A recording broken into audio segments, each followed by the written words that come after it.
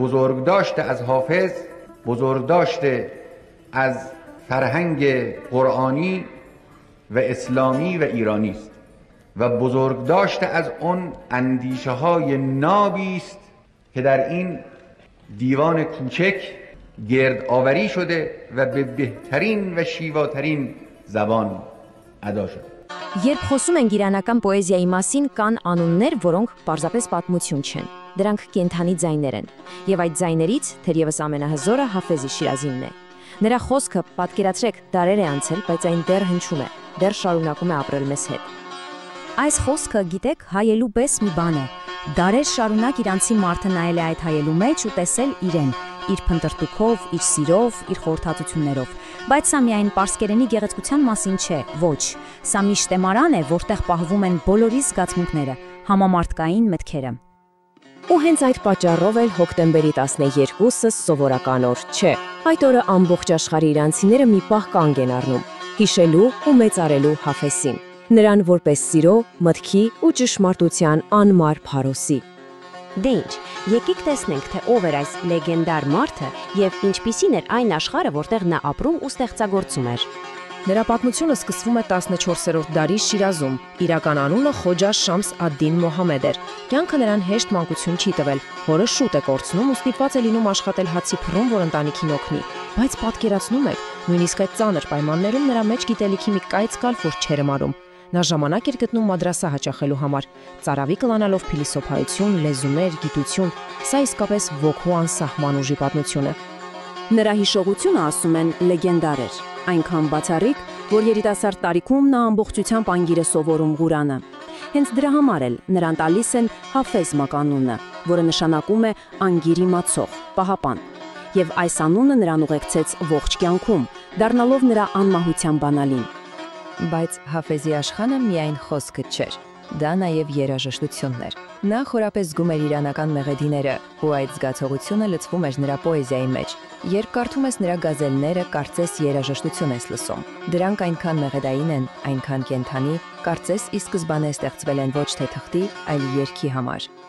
Լավ, իսկ ո՞րն է նրա անմահության գաղտնիքը։ Ինչպես է պատահում, որ 7 դար անց նրա խոսքը դեռ այսքան արդիական է։ Պատասխաններից մեկը թաքնված է նրա արվեստի մեջ, խորհրդավորության եւ բազմաշերտ լեզվի անզուգական վարպետության մեջ։ Պատկերացրեք, որ Հաֆեզի ամեն մի տողը մի քանի շերտ ունի։ Վերևում արտաքին շերտում պարզ, հասկանալի, երբեմն նույնիսկ աշխարհիկ մի պատկեր է, բայց եթե մի փոքր ավելի խորանաս, կբացահայտես ներքին շերտը՝ լի միստիկական խորհուրդներով, փիլիսոփայական ճշմարտություններով։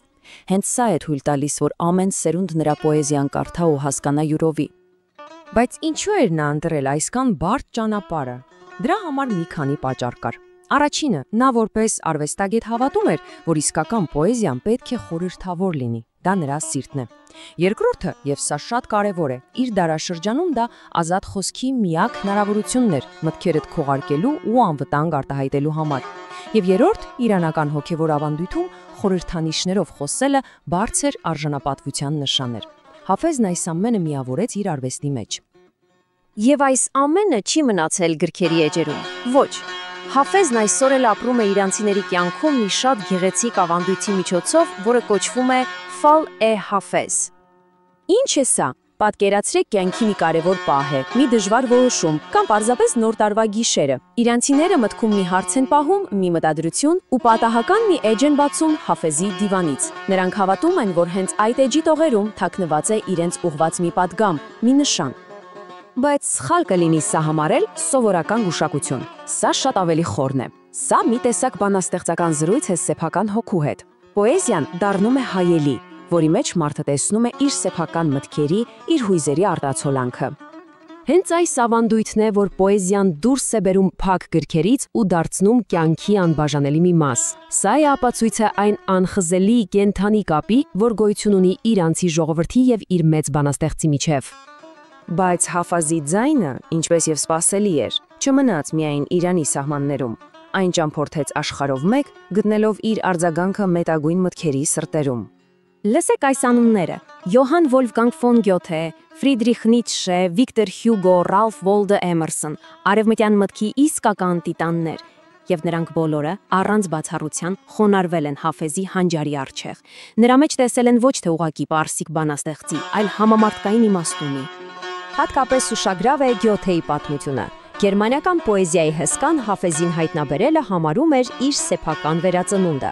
Այնքան խորն էր ազդեցությունը, որ նա իր հանրահայտ արևմտյան արևելյան դիվանը նվիրած հենց պարսիկ մեծ վարպետին։ Եվ այդ ճամփորդության ընթացքում Հաֆեզի ձայնը հասել է նաև մեզ։ Նրա գործերը թարգմանվել են աշխարհի տասնյակ լեզուներով, այդ թվում նաև հայերեն։ Սա թույլ է տվել, որ սիրո, իմաստության ու գեղեցկության նրա պատգամը տուն գտնի նաև հայի սրտում։ Այսպիսով ամփոփելով պետք է հասկանալ մի կարևոր բան։ Հաֆեզի ժառանգությունը ուղղակի գեղեցիկ բանաստեղծություններ չեն, դա շատ ավելին է, նա փիլիսոփա է, որի խոսքը հավերժ է։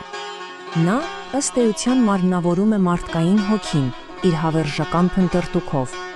Այն հոգին, որ միշտ կանգնած է երկնքի ու երկրի, կասկածի ու հավատքի միջև, ձգտելով գտնել ճշմարտությունն ու գեղեցկությունը։ Եվ գիտեք, թերևս նրա անմահության ամենամեծ գաղտնիքը հենց սա է։ Հաֆեզը մեզ պատրաստի պատասխաններ չի տալիս, ընդհակառակը, նա մեզ սովորեցնում է հարցեր տալ, խորը, իմաստալից հարցեր։ Եվ այսպիսով նրա պոեզիան դառնում է հավերժական զրույց։ Մի զրույց, որ 7 դար անց էլ շարունակվում է։